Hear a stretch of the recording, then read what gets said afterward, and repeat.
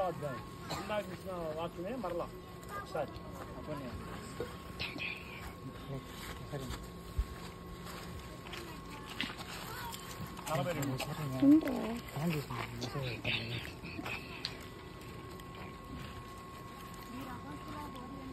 వీరు అపోస్తుల బోధ యందును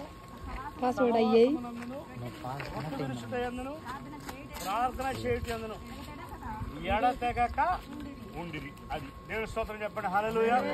ఇక్కడ ప్రతి విశ్వాసికి ఉండాల్సినటువంటి 4 స్తంభాలు మనం చూస్తాం. దీన్నే చార్ మినార్ అంటారు. చార్ అంటే 4 అని, మినార్ అంటే స్తంభాలు అని. 4 స్తంభాలు క్రైస్తవ జీవితానికి. 4 స్తంభాలు ఈ లేకపోతే క్రైస్తవ జీవితం ఫ్లాప్ అయిపోయినట్టే. ఎక్కడ మిస్ అయినా కానీ, ఒక స్తంభం లేకపోయినా కానీ నిలబడదు. ఇంకా అర్థమైందా? 4 స్తంభాలు క్రైస్తవ జీవితానికి. ఈ 4 స్తంభాలు ఏమేంటాయి? అపోస్తుల యొక్క బోధ. అపోస్తుల బోధ అంటే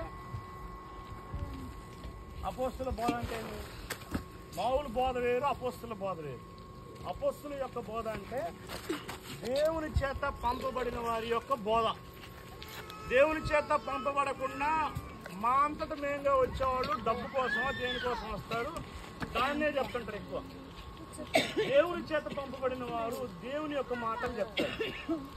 అపోస్తుల యొక్క బోధ అంటే దేవుడు అపోస్తులను పిలిచినప్పుడు వారు తమ కలిగిన సమస్తాన్ని విడిచిపెట్టి ఆయన వెంబడించారు. ఉద్యోగాలు చేసుకుంటున్నారు, వ్యాపారాలు చేసుకుంటున్నారు. కానీ దేవుడు ఎప్పుడైతే పిలిచాడో వెంటనే వారు తమ తండ్రిని, తమకు కలిగినంతా విడిచిపెట్టి, ఆ దోణలు విడిచిపెట్టి, వలను విడిచిపెట్టి ఆయన వెంబడించారు. స్తోత్రం చెప్పండి. హల్లెలూయా.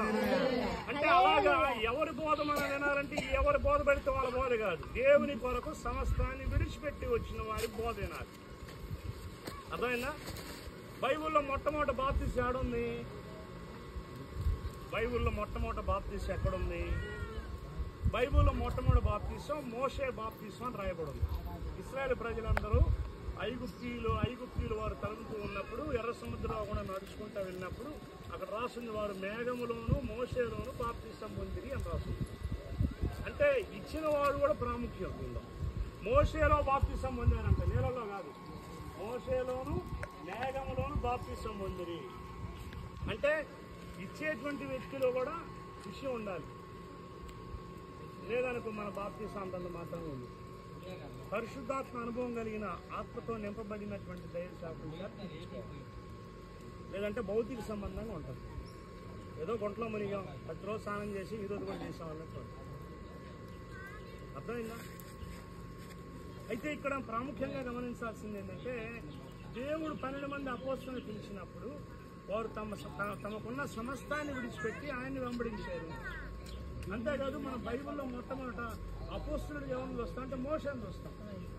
మోషేలో లక్షణాలు ఉన్నాయి. ఎప్పుడు రాసిన 11వ అధ్యాయం తీగా కొన్ని చెప్తున్నాను, మీరు నోట్ చేసుకుంటారా? అటైతే నా ఫోన్ తీసుకురా.